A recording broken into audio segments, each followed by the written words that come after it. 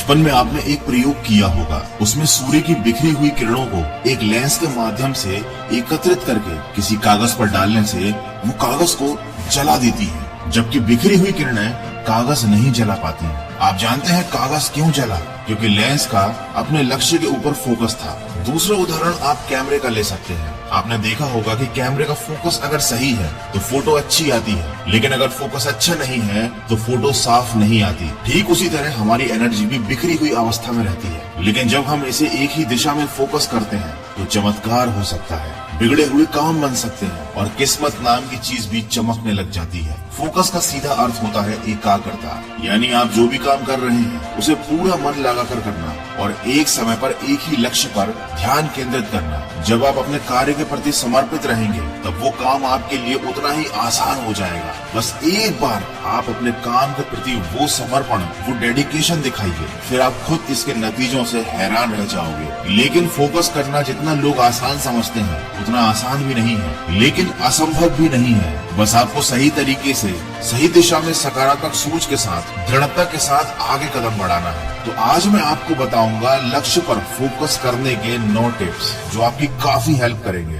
अपने कार्य क्षेत्र मतलब अपने वर्क स्पेस को सिस्टमैटिकली व्यवस्थित रखें। आप चाहे घर पर हो या ऑफिस में काम कर रहे हो, एक साफ और व्यवस्थित जगह होने पर आप काम पर ज्यादा ध्यान केंद्रित कर पाएंगे। इसीलिए अपने आसपास से वो हर चीज हटा दीजिए जो आपका ध्यान भटकाती है, आपके हाथ का ये मोबाइल भी। दूसरा जो इम्पोर्टेंट पॉइंट है वो है लिस्ट बनाइए। हर दिन या हर सप्ताह की शुरुआत में अपने कामों की एक लिस्ट जरूर बनाइए। ये आपको ज्यादा फोकस करने में मदद करेगी। लिस्ट के अकॉर्डिंग जब आप एक समय पर एक काम करेंगे तो आप बहुत ज्यादा फोकस रह पाएंगे और इससे आपकी एफिशिएंसी भी बढ़ेगी। तीसरा पॉइंट है छोटे छोटे ब्रेक लीजिए। अगर आप लगातार काम करेंगे तो आपके फोकस के कमजोर होने के चांसेस बढ़ जाएंगे। इसीलिए हर घंटे में कम से कम 10 मिनट का ब्रेक जरूर लीजिए और इस दौरान मोबाइल लेकर ना बैठें, बल्कि थोड़ा रेस्ट करें, अपनी आंखों को आराम दें, गहरी सांसें लें। इससे आपको आगे का काम करने के लिए ज्यादा एनर्जी मिलेगी। अगला पॉइंट है मल्टीटास्किंग से बचें। बहुत से लोग सोचते हैं कि मल्टीटास्किंग अच्छा होता है क्योंकि एक ही बार में कई तरह के बहुत सारे काम आप पूरे कर सकते हैं, लेकिन लोग ऐसा गलत सोचते हैं। मल्टीटास्किंग आपके दिमाग को कंफ्यूज कर देता है, इससे आप कोई भी काम अच्छे से नहीं कर पाते।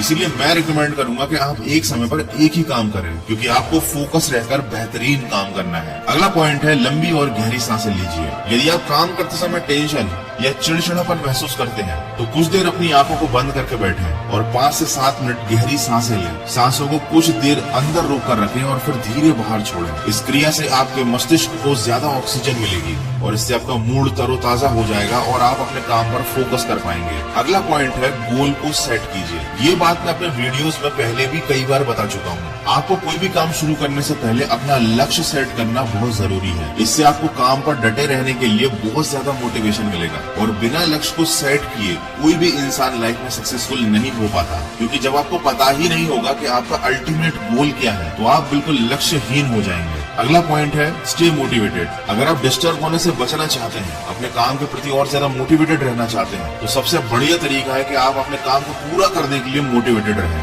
आप अपने घर में और मोबाइल के वॉलपेपर पर लिख लें कि आपका लक्ष्य आपके लिए क्यों जरूरी है। इससे आपकी नजर आपके लक्ष्य पर दिन में कई बार पड़ेगी। ये चीज आपको याद दिलाएगी कि आपको काम के प्रति फोकस रहना कितना जरूरी है। आपको बार बार ये चीज याद आएगी कि लक्ष्य पूरा होने के बाद आपको क्या मिलने वाला है और इससे आपका मोटिवेशन बना रहेगा। Last but very important point is turn off your notifications. यकीन मानिए 90% नोटिफिकेशन जो आपके स्मार्टफोन पर आते हैं वो आपके बहुत ज्यादा काम के नहीं होते, ये केवल आपका ध्यान भटकाते हैं। अगर आप वास्तव में फोकस रहना चाहते हैं तो आपके मोबाइल के बेफिजूल के नोटिफिकेशन को बंद कर दीजिए। अब आप बोलेंगे कि इतना बड़ा और महंगा मोबाइल लेने का फायदा ही क्या जब आपको उसके नोटिफिकेशन ही बंद करने पड़े। तो दोस्त याद रखिए, कोई भी मोबाइल आपकी जिंदगी, आपके लक्ष्य से बड़ा नहीं है। आपकी जिंदगी और आपके लक्ष्य से बड़ा नहीं है। आपने मोबाइल को अपने अनुसार चलाने के लिए खरीदा है, न कि मोबाइल के अनुसार खुद चलने के लिए। जो मैंने आपको पॉइंट्स बताए इनमें से अगर आप 3 भी अपनी लाइफ में बहुत अच्छे से इम्प्लीमेंट करते हैं तो डेफिनेटली आपका आपके टारगेट के लिए फोकस जरूर बढ़ेगा।